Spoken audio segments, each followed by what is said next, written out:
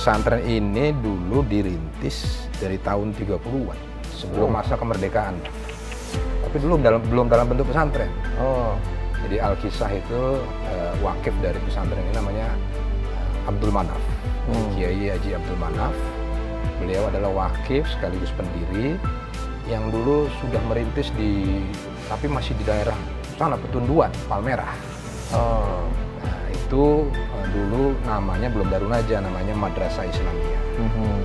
Tahun 60-an itu digusur karena ada proyek Asian Games waktu itu. Tahun 50-an akhir, hasil gusurannya itulah diberikan di tanah di sini di Ulu Jami ini.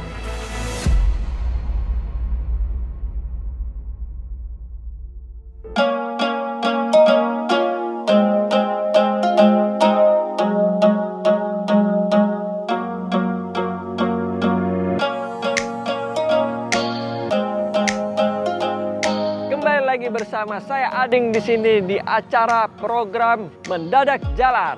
Mendadak Jalan kali ini ada di mana? Yaitu ada di pesantren Darun Najah. Darun Najah berada di Jakarta Selatan. Pesantren ini pesantren yang sangat besar, mempunyai cabang lebih dari 20 di seluruh Indonesia ini. Dan kita lihat di belakang ada Universitas Darun Najah. Di sini ada dari TK sampai perguruan tinggi. Tentunya kita pengen tahu profil sejarah dari pendiri pesantren Darun Najah ini dan fasilitas-fasilitas apa aja yang berada di pesantren ini. Jangan lama-lama, langsung kita temui pengurusnya.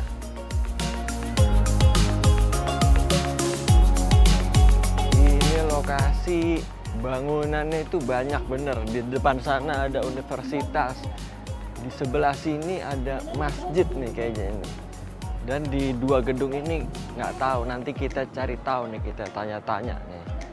Nah, di sini ada santri-santri yang bisa kita tanyakan nih kayaknya nih. Assalamualaikum. Ahlan wa sahlan, gimana kabar? Sehat ya? Iya, mau tanya, Baitun Nadwa di mana ya? Baitun Nadwa di bawah. Di sebelah sana? Itu bangunan rumah itu ya? Iya, bangunan rumah.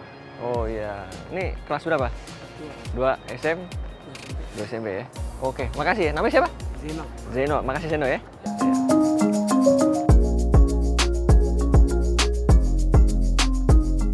Ini dia nih, Baitun Nadwa. Kita akan ketemu pengasuh dari Pondok Pesantren Darun Najah ini yang merupakan dia keluarga dari pendiri. Assalamualaikum Pak Kiai. Waalaikumsalam warahmatullahi wabarakatuh. Ahlan wa sahlan Pak Kiai. Ahlan. Ya. Selamat datang. Alhamdulillah. Sehat. Alhamdulillah Pak Kiai. Mari silakan. Apa Pak Kiai? Iya. Alhamdulillah. Ini namanya Baitun Nadwa Pak Kiai. Baitun Nadwa. Oke. Tempat berkumpulnya dulu sahabat Nabi untuk membahas permasalahan umat, itulah yang kita pakai. Oh, jadi ini tempat nama diambil dari tadi sejarah zaman Nabi, kaum Quraisy ketika berkumpul, itu namanya Baitun Nadwa. Inilah sekarang di sini kita pakai untuk itu. Baik. Mari silakan. Iya. Gimana kabar Pak Kiai? Alhamdulillah, terima kasih. Antum kaifa halukum? Alhamdulillah, kullu tamam, sehat walafiat. Alhamdulillah. Selamat datang ini di pesantren Darun Najah. Iya, Mbak. Ini tadi baru kita masuk, kita lihat dari depan luar biasa megahnya ini pesantren. Masya Allah. Bangunan ada banyak dan di depan itu saya lihat ada universitas. Gitu. Betul, alhamdulillah. Nah, berkat doa antum, biduaikum jami'an. Doa. Doa. Jadi ini pesantren Darun Najah ini dari TK sampai universitas. Iya, dari PAUD. Dari PAUD ya? Paling bawah tuh, dari yang kecil tuh, dari anak didik itu TK, SD, lalu di tingkat TMI itu seperti SMP, SMA ya levelnya. Sampai di universitas. Sampai di universitas ya. Luar biasa. Belum punya pasca sarjana, tapi ya mudah-mudahan ke depannya kita juga punya. Alhamdulillah. Berkat doa antum.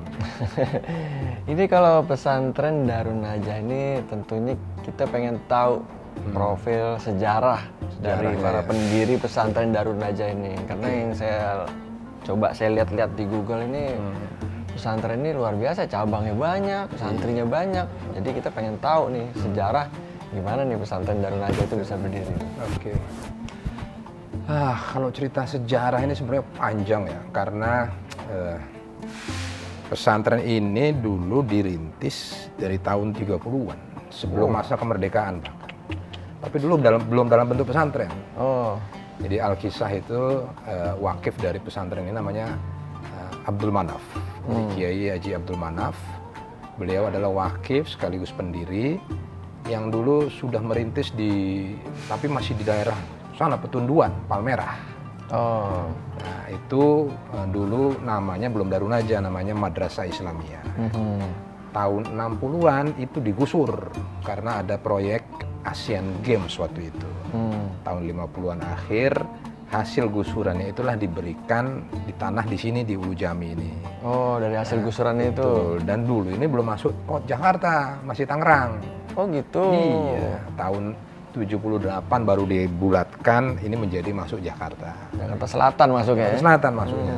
Jadi kita dulu sebenarnya bukan di Jakarta tapi di pinggiran Jakarta.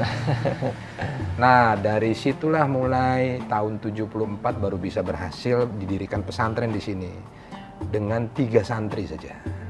3 santri? 3 santri saja. Ini dulu tempat jin buang anak katanya. Tempat jin buang anak, kenapa nggak ada yang mau dibawa ke sini? Karena dulu Darun Najah itu karena belum bisa dibangun di sini, dibangunnya dulu di Jalan Ciledug Raya tuh. Ada di dulu namanya sekolah namanya An-Najah. Itu aslinya Darun Najah. Nah, itulah di situ cikal bakal nama Darun Najah dipakai pertama. Berarti pesantren ini penuh perjuangan di awal. Masya Allah, dulu itu perjuangannya ya tadi sampai dikejar-kejar masyarakat karena ini tanahnya diserobot, ya itulah. Tapi suka dukanya. Ya itu namanya bagian dari perjuangan Sunnatullah, berdakwah. betul. Sunnatullah itu bagian dari setiap perjuangan, katanya harus ada Abu Jahalnya. Jadi ya, dimanapun tempat itu pasti ada. Tapi kalau nggak ada begitu justru kayak sayur tanpa garam. Bahasanya begitu. Jadi memang namanya perjuangan itu kalau nggak diuji ya bukan perjuangan. Tapi inilah hasilnya yang bisa dinikmatin sekarang Alhamdulillah. Ini nggak pernah sempurna Darun Najah ini karena kita terus menyempurnakan apa yang kurang, selalu kita sempurnakan. Tantangannya juga berubah sekarang ya zaman, jadi kita harus menyesuaikan dengan zamannya juga. Ini zaman cepat berubah nih, harus beradaptasi sama zaman ini. Kalau dulu hanya cukup bahasa Arab, bahasa Inggris kan begitu. Kalau sekarang anak-anak ini bahasanya udah bahasa pemrograman, jadi itu yang akhirnya kita berkembang. Sekarang kita di universitas ini kita buat fakultasnya fakultas yang sains teknologi, jaringan komputer, yang ini segala macam yang tadi yang kaitannya dengan bahasa pemrograman. Sehingga apa? Sehingga visi pendidikan Darun Najah sebagai kader-kader mu'alim, karena kita memakai sistem yang namanya tarbiyatul mu'alimin.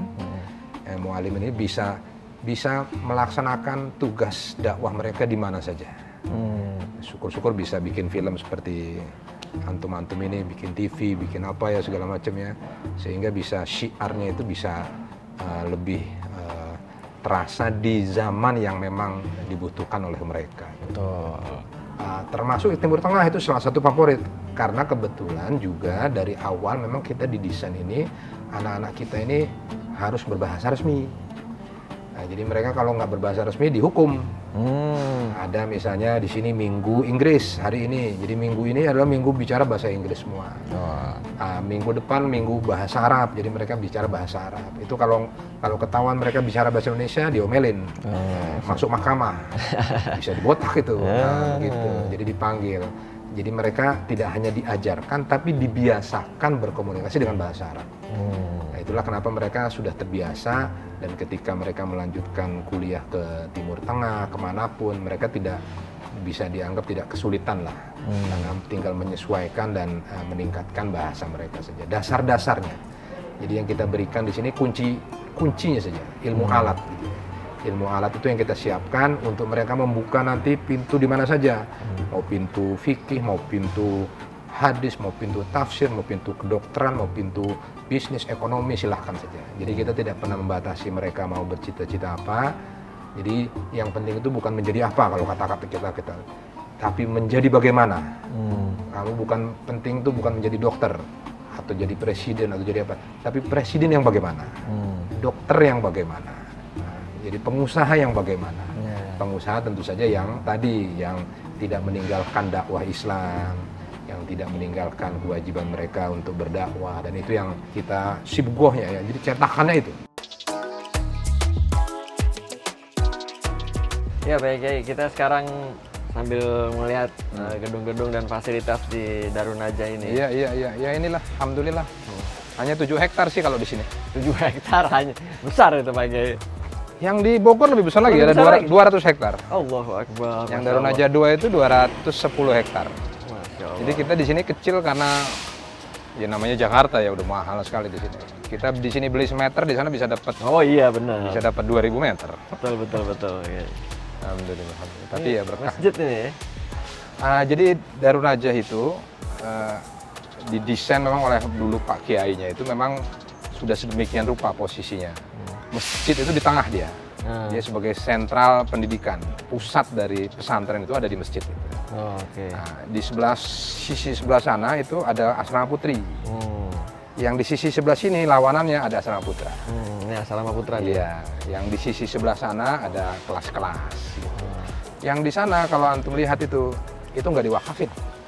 Oh. Itu khusus buat anak-anaknya Pak Kiai. Pak Kiai Ma'anaf itu anaknya ada 10. Biar mereka nggak hidup di tanah wakaf, dikasihlah 1000.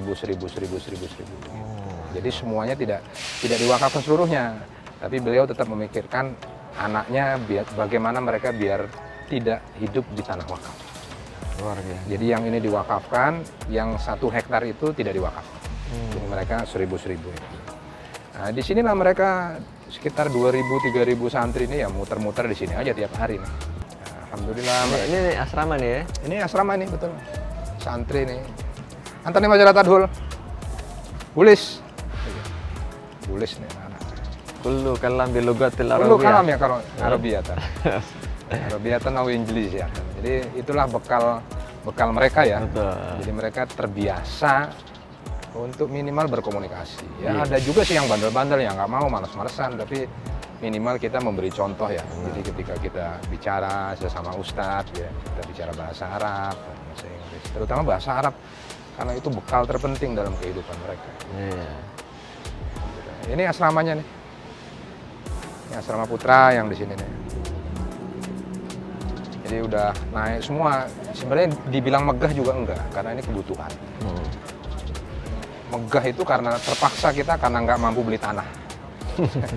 Tanah harganya 20 juta per meter. Yui. Kalau bangun sini kan 4 juta per meter aja, jadi lebih murah ngebangun ke atas daripada kita membeli tanah ke bawah. Jadi tingkatnya bisa 3 atau 4 ya? bisa 4 ini, 4. Pokoknya batas terakhir nggak pakai lift tuh kalau nggak salah 4 lantai. Oh, batas terakhirnya 4. Kalau 5 lantai kita harus pakai lift. Itu jadi agak, lift itu kan operasionalnya mahal ya. Jadi guru-guru itu semuanya pakai sepeda. Yang apa namanya termasuk guru-guru ya santri kalau santri jalan kaki ya gitu. Hanya ada beberapa saja yang kita perbolehkan, tapi itu sangat minim. Kalau guru tinggal di sini juga atau bolak-balik atau gimana? Guru semua yang bujang tinggal di dalam. Termasuk yang pengelola intinya mereka tinggal di dalam. Karena mereka harusnya, termasuk kiainya juga tinggal di dalam. Ini sepeda antai lah nah. Dal hujro. Ya, bidarojah. 5 darajah. Entah sair. Ya, alhamdulillah. Ya, Islamir. Ya, Pak. Masya Allah. Ya, gitulah. Jadi kenapa? Karena kita ingin meskipun anak-anak hidup di Jakarta, tapi mereka berhak atas lingkungan yang bersih, yang steril dari intervensi. Jadi mereka sangat kita batasi, kalau masuk itu harus izin, harus ketat, jadi mereka nggak bisa. Salah satu ciri pendidikan kita dengan TMI kita ini adalah dinamikanya yang tinggi. Jadi anak-anak itu tidak hanya belajar di kelas mereka. Ada pendidikan karakter itu di luar kelas justru, dengan klub-klub ekstrakurikuler mereka. Ada unit-unit kegiatan sekolah mereka. Ada masyarakat sepak bola, masyarakat basket, masyarakat seni, masyarakat musik, masyarakat film, masyarakat segala macam. Itu bagian dari ekstrakurikuler tuh ya? Iya, tapi itu juga bukan hanya ekstra yang sekedar diajarkan saja. Mereka yang mengelola sendiri. Oh. Mereka yang ngatur, mereka punya klubnya, mereka punya ketuanya, mereka punya anggarannya, mereka ngelola sendiri. Oh, baik. Jadi anak-anaknya kalau udah keluar dari sekolah itu mereka yang senang seni, mereka masuk kelompok ke sana. Iya. Yang mereka senang main bola, larinya ke lapangan. yang senangnya poli, yang senangnya ini segala macam, dan itu in daily basis. Daily basis. Jadi bahkan mereka itu salah satu yang membuat mereka betah di situ di pesantren itu karena itunya. Jadi mereka lebih senang karena ada bolanya gitu. Jadi pertanyaan banyak anak santri datang ke sini, Pak, di sini ada lapangan sepak bolanya apa enggak? Anak-anak kan begitu kan. Nah, jadi itu bagian dari memang bagian pendidikan kita. Kenapa? Karena tadi salah satu visi pendidikan TMI kita itu adalah karakter kepemimpinan, leadership. Organisasi itu bagian yang tidak terpisahkan dari leadership. Jadi mereka memang dari umur yang sedia, yang muda itu mereka sudah ditugaskan untuk memimpin, mengajar. Jadi di sini kelas 2 SMA sudah ngajar mereka itu. Oh. Dan semua guru-guru itu seperti ini, guru-guru ini nih santri-santri kita semuanya nih. Jadi mereka adalah santri-santri yang kita tugaskan jadi guru. Nah, jadi mereka bayangkan kelas 2 SMA kalau di luar lagi pacaran nih. Di sini mereka jadi guru. Ngajar. Sudah ngajar. Ngajar di kelas. Kadang-kadang kalau mereka nggak ngajar di kelas, mereka ngajarnya di lapangan. Ada yang ngajar poli, ada yang ngajar seni, ada yang ngajar seni. Khairut ta'allumi at-ta'lim. Sebaik-baiknya cara belajar adalah dengan mengajarkan. Jadi mereka ngajar yang pinter ngaji, mereka ngajar di masjid, ada yang pinter kiroah, mereka ngajar kiroah. Dengan mengajar itulah kepercayaan diri mereka meningkat. Dan itu yang membuat mereka itu berharga sedemikian rupa. Ini kelas-kelas 6 ini yang mau ujian ini mereka mengajar ini. Anta ahi. Anta ya Faslin. Suku sadis. Anta 10 khamis tu alim. Ayo darsin. Balago. Ayo alim balago. Masya Allah. Ya alhamdulillah ya. Tafadhal ya. Kulla yawm bil lughatil arabiyyah wala Usbu Arabia, usbu Indonesia. Oh. Tapi mereka lebih senang Arabia. Iya. Ada juga yang senang Indonesia. Jadi kadang-kadang ada yang sukanya Indonesia, ada yang suka Arabia. Tapi kita memotivasi lebih kepada Arab. Karena bahasa Arab itu tadi adalah bahasa agama mereka, bahasa akhirat, bahasa komunikasi mereka dengan sholat. Itu yang kita tekankan. Jadi bahasa Inggris tidak boleh melebihi bahasa Arab. Gitu. Kecintaan terhadap bahasa Arab adalah setengah dari agama lah bahasanya. Mari lanjut. Nah ini area-areanya kelas. Ini sudah masuk area kelas. Nah, jadi masjid tadi membelah tadi ya, pesantren ada yang lapangan ya. Masjidnya di tengah nih. Masjidnya di tengah. Itu asrama. Putra putri dipisah ya, putra di bawah, sholatnya atasnya nih. Asrama sana, nah ini asrama kelas-kelas. Putri yang tertutup. Kalau asrama putra di depan dia. Di depan. Tapi kalau asrama putri dia harus tertutup. Kalau dulu kiai kami bilang begini, kalau mau bikin pesantren putra, tunjuk dulu dan siapkan lapangannya di mana, sepak bolanya. Kalau mau bikin asrama putri, siapkan dulu pagarnya. Nah, gitu. Jadi kalau putra ini energi harus habis mereka di luar. Kalau putri yang penting rapat. Nah, gitu. Kenapa? Karena kalau putri itu aurat ya, akhlak mereka itu harus gitu. Ini bagian dari ilmu ini, informasi kayak gini. Betul. Makanya kalau lihat di putra ini nggak habis-habis ya, mereka tiap hari, ini aja keluar pramuka apa segala macam.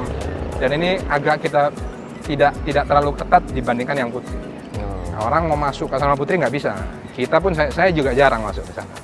Karena kita terbatas gitu. Tapi kalau putra siapapun bisa masuk, kecuali yang dari luar gitu, yang tidak punya kepentingan nggak boleh. Jadi seperti itu.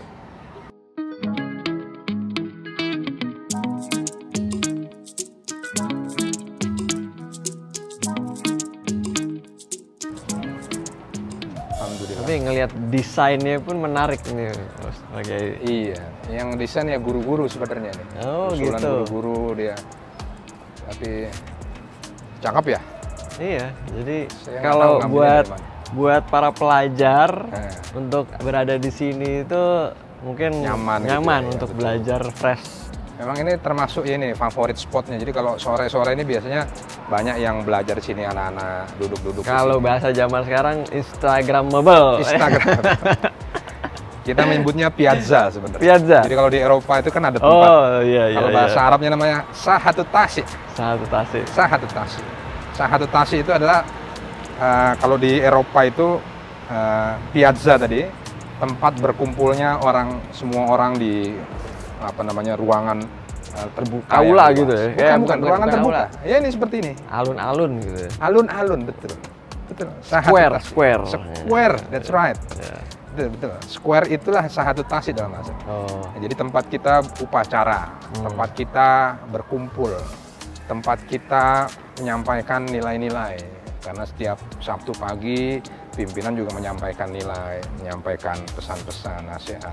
Ini tempat upacara di sini, Sate? Upacara di sini, tapi kalau upacara tahunan kita di lapangan sepak bola. Oh, di sana depan. Itu ada 1 tahun sekali ada apel siaga seluruh santri, guru, semuanya sampai kendaraan kita keluarkan semuanya. Nah, untuk mengukur tadi kekuatan diri, show apa namanya, kekuatan lah gitu. 1 tahun. Tapi nggak muat lagi sekarang, jadi bingung kita. Oh. Iya, jadi lapangannya itu sudah habis.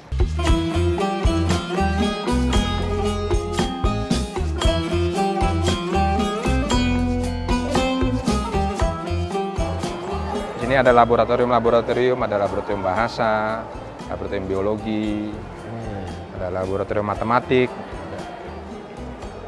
Ini ada lapangan juga ya? Ya, lapangan yang kita perbanyak memang. Ini kekurangan bahkan. Kasihan santri di sini kalau mau kemah itu nggak ada tanah. Oh. Jadi mereka kalau camping harus matoknya di atas. Di konblok ini. Dan itu menimbulkan perasaan berdosa buat kami itu karena apa namanya tidak cukup. Segini saja masih kurang. Ruang terbuka hijau kita tuh masih kurang. Ini sederet ini laboratorium ya? Ini yang di bawah ini ya laboratorium. Ini atas nih sekolah-sekolah, kelas-kelas. Mau lihat kolam renang di situ ada. Di sebelah sini kolam renang? Iya, kolam renang. Oh, nggak ada yang berenang. Oh, indoor ya? Ya, indoor. Biasanya pagi sama sore ya, sore ya.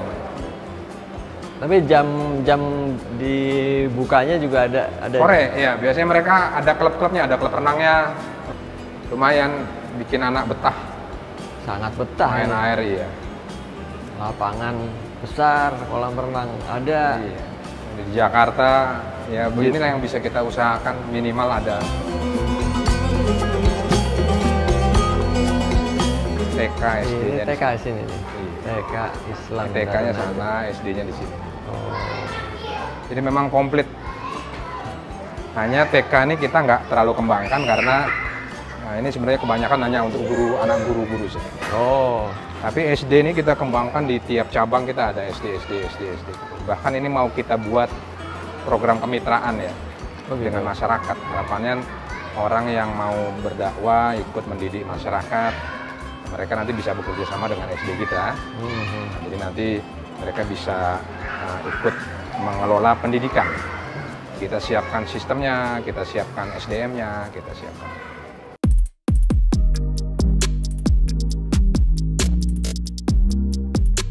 Dan semua pelajaran, terutama yang Arab, disampaikan dan dijelaskan dalam bahasa Arab. Oh. Ya, jadi mengajar mereka pakai istilah yang disebutkan direct method. Oh, direct method. Atau riqah mubasyirah. Jadi mereka itu azza jawal, nah, gitu. Azi kolansuah, nah, gitu kan. Dia nggak disebutkan apa artinya peci, enggak. Dia hanya azi kolansuah. Ada jawal, apa kalau mobile apa ya? Kalau jawal ya? Orang langsung pakai mobile aja. Mobile ya. sekarang udah sama aja udah sekarang. Di naturalisasi. Naturalisasi semuanya memang. Jadi kita pakai direct method itu agak sulit karena guru-guru itu tidak semuanya capable. Makanya kita mengambil guru hanya dari alumni-alumni kita saja. Oh iya. Mayoritas guru ya hampir 95% itu adalah alumni kita. Jadi kita wajibkan mereka ngabdi di sini. Jadi ketika mereka lulus, mereka tidak langsung lepas begitu saja, tapi mereka harus bisa mengamalkan ilmu mereka dengan melakukan pengabdian. Ada yang mengabdi di Darun Najah, ada yang mengabdi di pesantren-pesantren luar Darun Najah, ada yang mengabdi sambil kuliah di mana. Tapi mereka harus mengajar. Mengajar itu ya tadi ada yang ngajarnya ngajar ngaji, sekedar ngajar apa namanya. Tapi semua tetap mempraktekkan apa yang sudah mereka kerjakan. Karena dalam pendidikan kita itu ala ilmu bil amal. Jadi kalau mereka belum mengamalkan ilmu mereka, Dan kasajari bila tamarin kan gitu kan, seperti pohon tanpa buah. Oh. Jadi mereka memang didorong untuk mengamalkan. Dan pengabdian itu mendewasakan santri. Karena mereka bertemu langsung dengan masyarakat. Mereka berinteraksi langsung dengan realita kehidupan. Ada waktunya gitu untuk mengabdi itu berapa? 1 tahun. 1 tahun ya? 1 tahun. 1 tahun baru mereka boleh ngambil ijazah mereka. Oh gitu.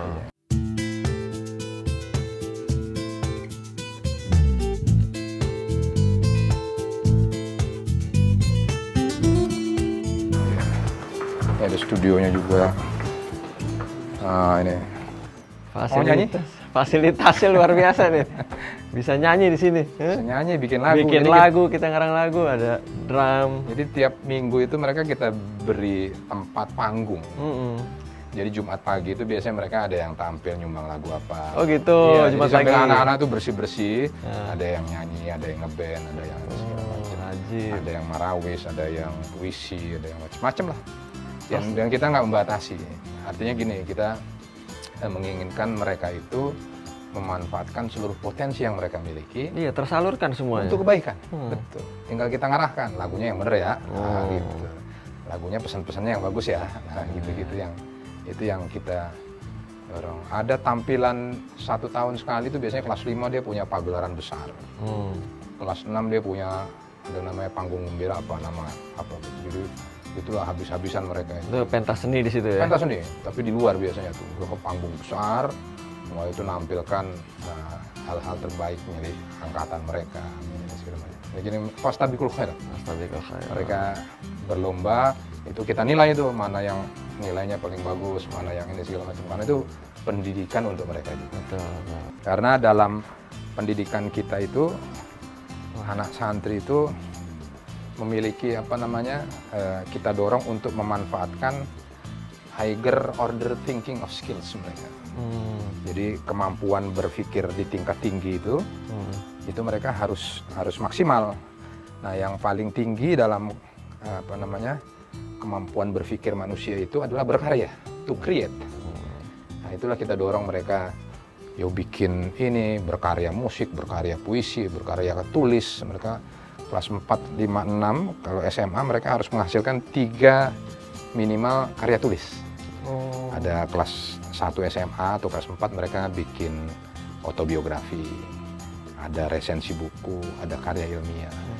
Itu kita dorong mereka untuk tadi, to create higher order thinking of skill. Jadi mereka sudah terbiasa memang kreatif, berpikir ini segala macam seperti itu. Nah, itu pola yang kita bentuk memang seperti itu. Jadi mereka rekaman ini, mudah-mudahan tadi bisa mewarnai dunia dakwah ya. Seperti antum-antum ini.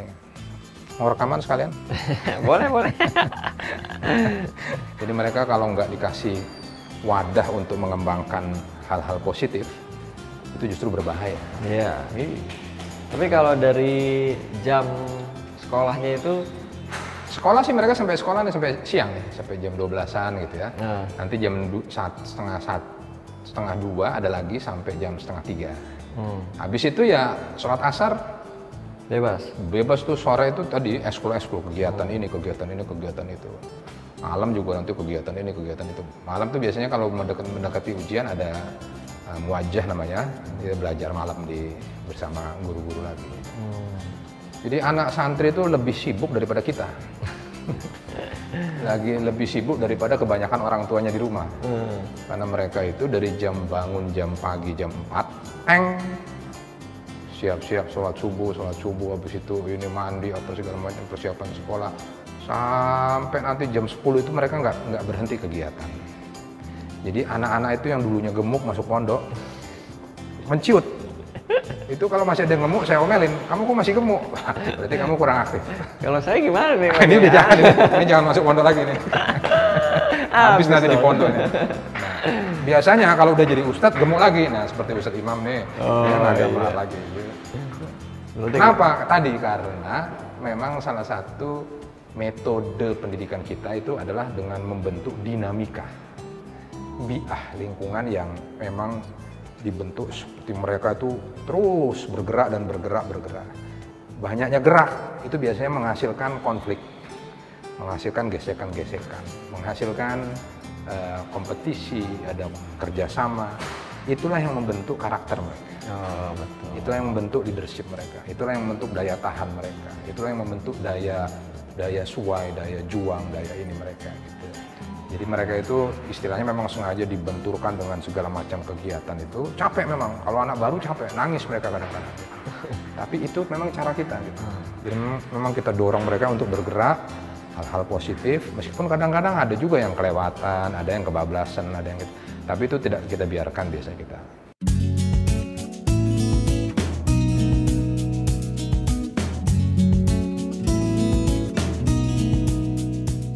Iya Pak Kiai, kita udah ngelihat berbagai kegiatan, ruangan, fasilitas dari pesantren Darun Najah ini yang begitu besar dan sangat indah, benar-benar untuk buat belajar santri ini sangat nyaman.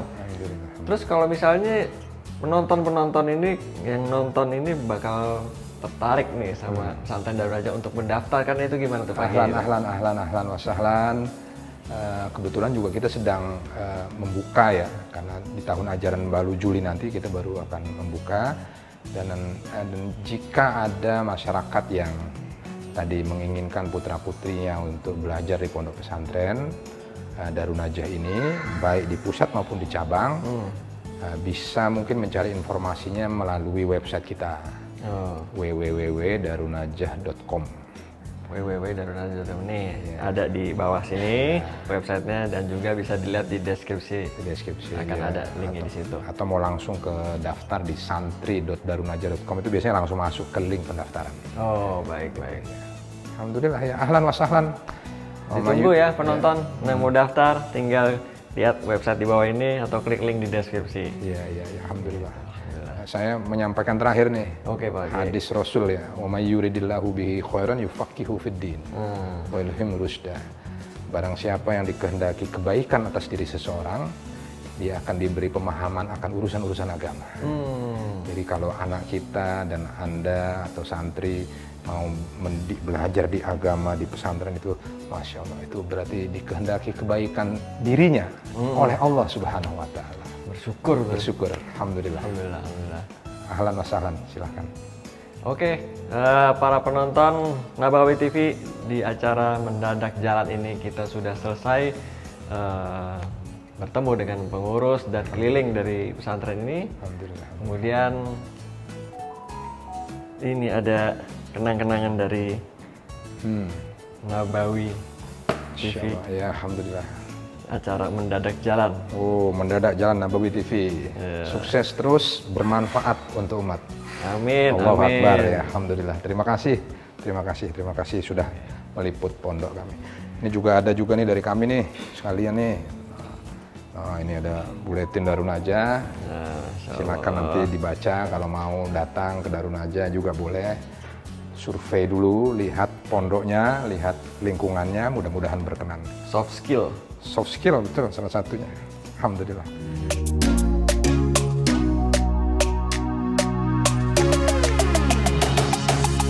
Para penonton Nabawi TV, selesai sudah kita mengelilingi pesantren Darun Najah ini, mulai dari fasilitas dan ruang-ruangan dari pesantren ini, dan sudah kita ketemu bersama pengurusnya menceritakan dari sejarah-sejarah dari pesantren ini. Maka selesai sudah acara hari ini, dan ini kita nggak tahu setelah ini menuju kemana lagi, namanya juga Mendadak Jalan. Jadi jangan kemana-mana, tetap di Nabawi TV, saksikan Mendadak Jalan berikutnya.